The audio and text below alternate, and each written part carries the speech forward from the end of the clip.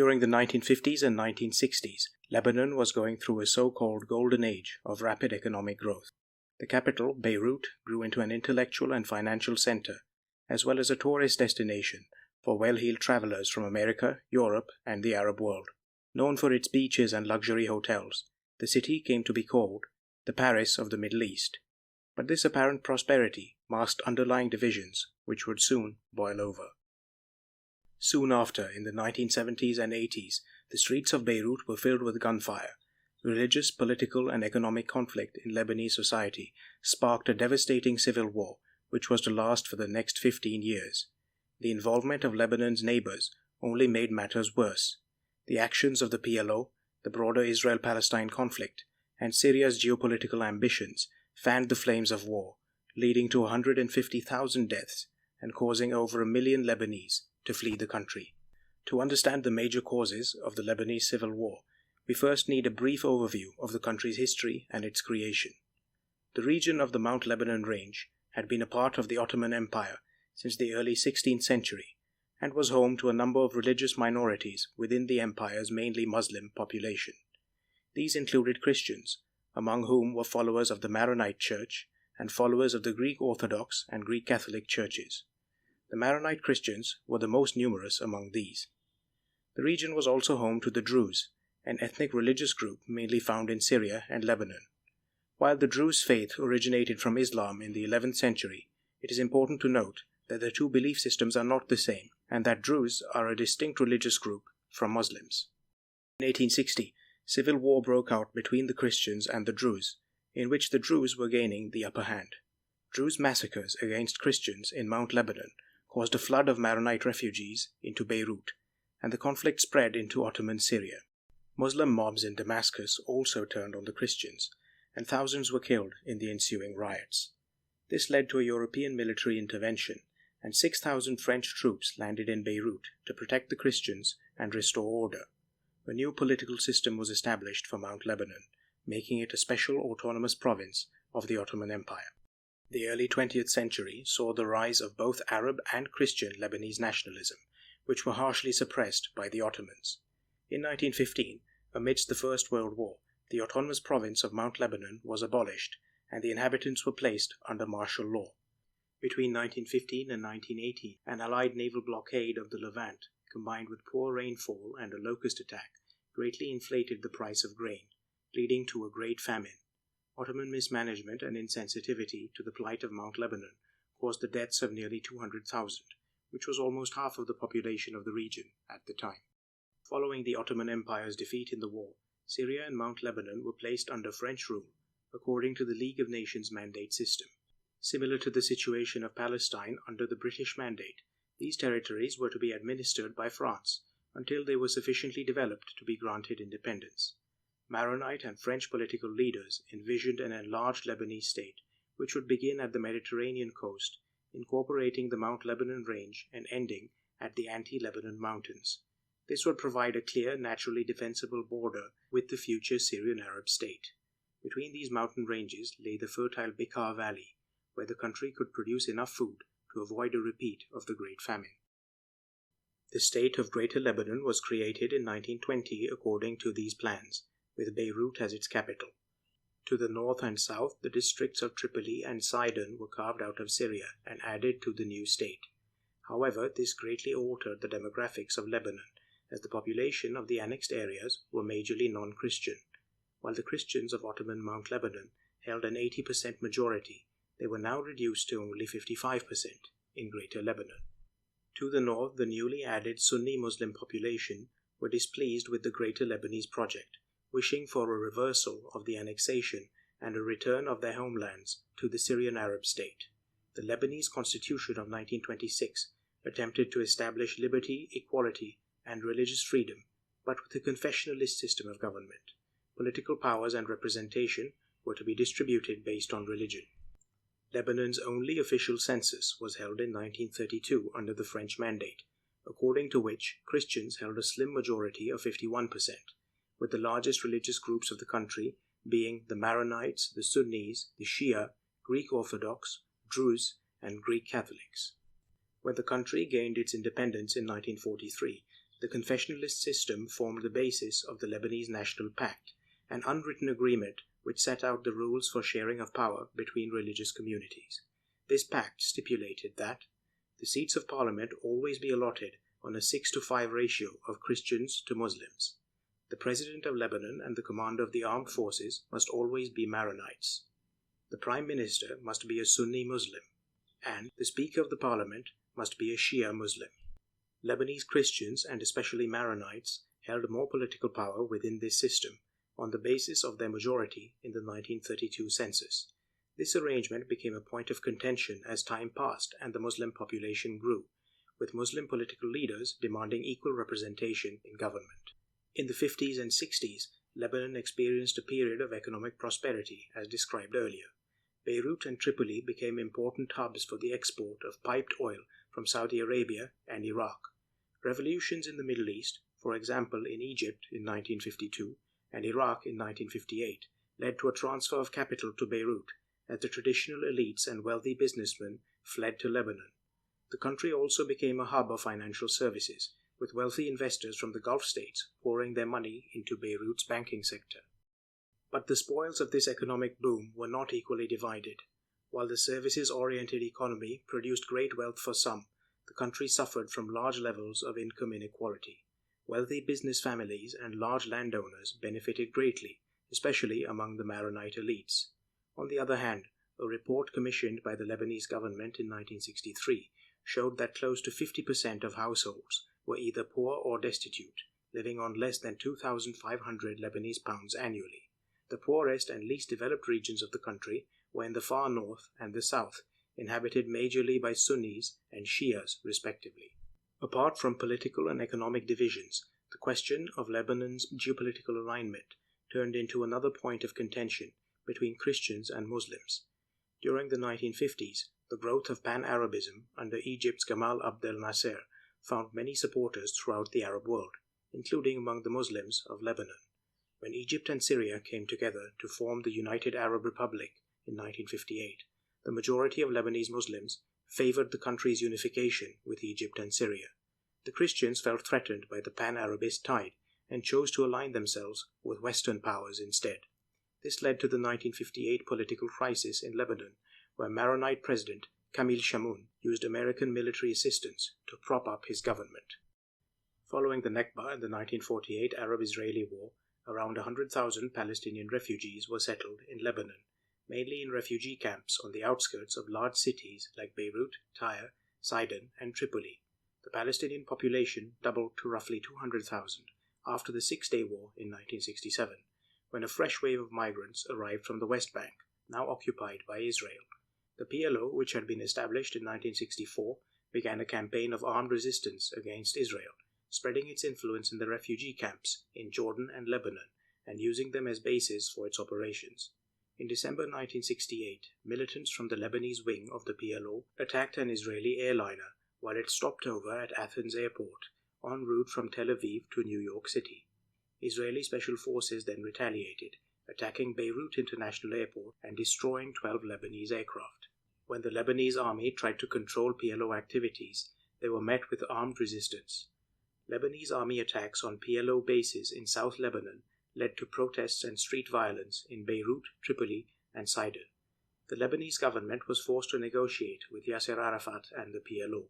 The resulting Cairo Agreement of 1969 stated that Lebanon would grant Palestinians the right to work, reside, and move freely within Lebanon, give the PLO military freedom and allow their armed presence in the refugee camps, allow Palestinians in Lebanon to participate in armed revolutionary struggle, and facilitate the Palestinian access to the border with Israel.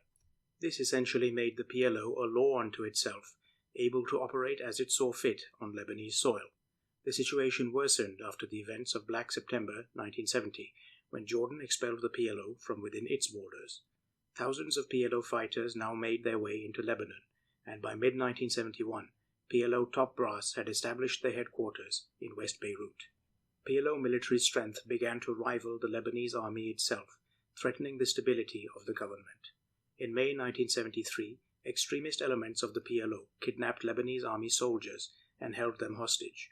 When the army surrounded the refugee camps, the PLO fired at their patrols and used mortars to attack army barracks and other military facilities.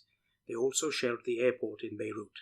Urban warfare broke out between the army and the PLO, and the Lebanese Air Force was deployed to bomb PLO-occupied buildings in the camps. Syria came to the PLO's aid, imposing an economic boycott, and then sending thousands of Palestinian fighters across the border into Lebanon. The Lebanese government was forced to negotiate once again, proving that they could now no longer control the PLO. Israeli bombing attacks against PLO bases in South Lebanon also caused southern villagers, mostly Shia Muslims, to seek refuge in Beirut and other large cities. Opinion on the Palestinian conflict was, once again, divided mainly based on religious lines. Most Sunni Muslims were supportive of the Palestinian struggle and felt that Lebanon should throw its weight behind the PLO, as Egypt and Syria had done previously. Leftist, communist, and Arab nationalist political parties joined forces with the PLO, fighting for Palestinian liberation alongside an overhaul of the Lebanese political system. The Christians were alarmed by the growth of this movement.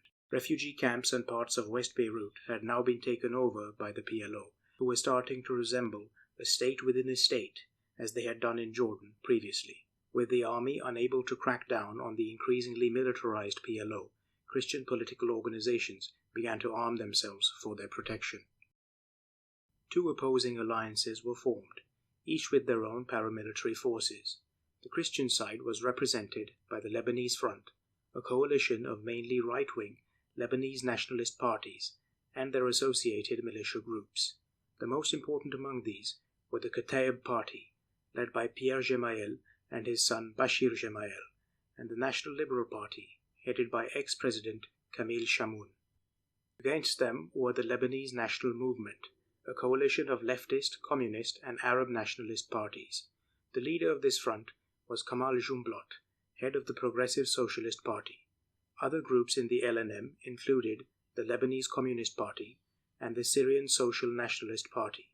While the LNM drew most of its support from among the Sunni Muslim population, it was not an all-Muslim organization. For example, Kamal Jumblat himself was a member of the Druze faith. The goals of the NLM were political and social reforms, an end to Maronite dominance, the promotion of Lebanon's Arab identity, and greater support for the Palestinian movement. In 1975, the first phase of the civil war began, mainly as a conflict between the militia forces of the Lebanese Front and the Lebanese National Movement. On April 13th, a Maronite church in eastern Beirut was fired upon by unidentified gunmen, killing 4 people, including 2 Kataib Party members. The Kataib retaliated by attacking a bus carrying Palestinian civilians, killing 27. Over the next 3 days, street fighting took place in suburban Beirut, in which some 300 people were killed. These events are generally considered to mark the beginning of the civil war. Targeted murders, massacres, and counter-massacres were carried out by both sides. In December 1975, Syrian President Hafez al-Assad invited Pierre Gemayel to Damascus. The assassination of 4 Kataib militiamen on December the 6th derailed any potential peace talks, as Maronite forces retaliated in violent fashion. They set up checkpoints in Beirut, killing over 200 Muslims, both Lebanese and Palestinian, based on the religious affiliation on their government-issued identity cards. This came to be known as the Black Saturday Massacre. In January 1976, Kataib forces attacked the Muslim neighborhood of Karantina in northeastern Beirut and besieged the camp of Tel el-Zatr to the east of Beirut. They expelled the Palestinian, Syrian, and Lebanese Muslims from Karantina, murdering more than 1,000 people. PLO and LNM fighters took revenge by attacking the Christian town of Damour on the coastal highway south of Beirut. Between 200 and 600 Christians were killed, while 15,000 were forced to flee. Palestinian fighters and leftist militia also attacked Christian towns in northern Lebanon, leading to the Cheka and Hamat massacres, in which some 200 Christians were killed.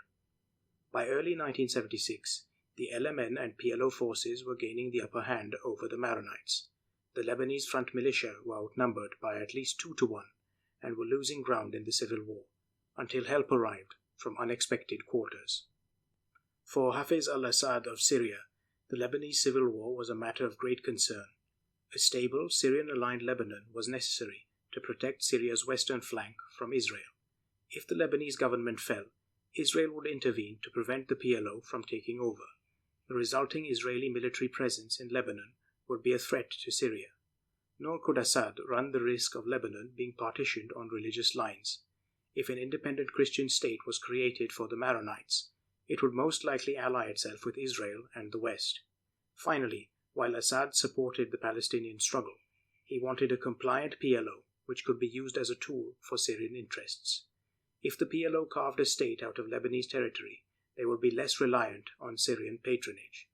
Therefore, Assad attempted to broker a truce between the warring factions, with terms that would be favorable to Syria. In December 1975, he sent the Palestine Liberation Army across the border to ramp up pressure on the Lebanese government.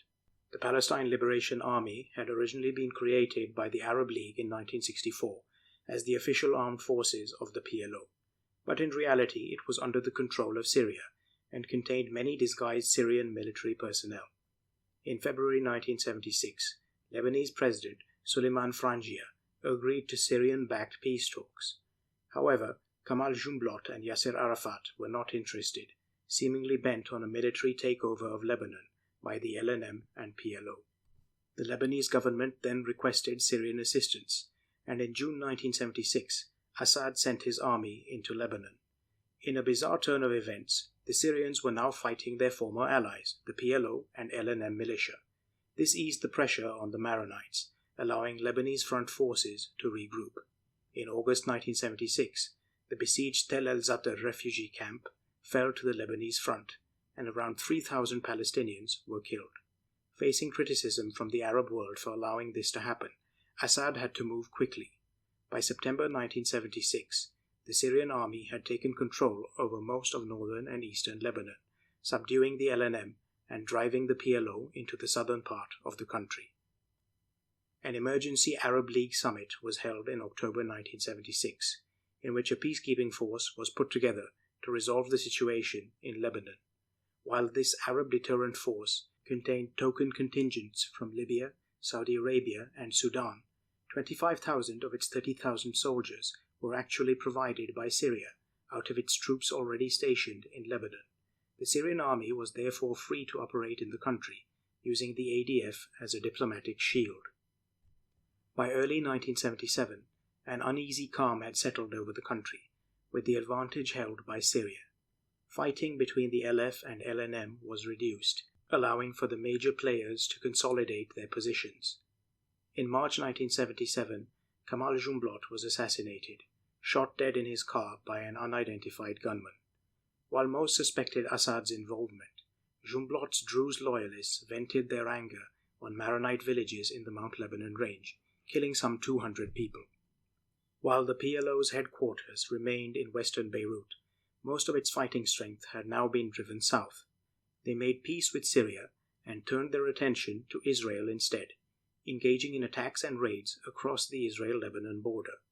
Israel responded with their own cross-border raids, including aerial bombing of South Lebanese villages. They also supported Christian militia groups in the region, some of which were splinter groups of the Lebanese army. By October 1977, it was estimated that up to 300,000 refugees had fled southern Lebanon due to the Israel-PLO conflict and the actions of Israel-backed militia fighters. In November 1977, an Israeli bombing campaign killed some 70 people, most of whom were Lebanese. Then, in March 1978, PLO militants from Lebanon traveled by boat to the Israeli coast, just north of Tel Aviv. They hijacked a bus and drove it down the highway, firing at passers-by. 38 people were killed in the attack, which came to be known as the Coastal Road Massacre. This event led to the next phase of the Civil War, in which Israel would invade and occupy Lebanese territory, in an attempt to drive the PLO out of the country.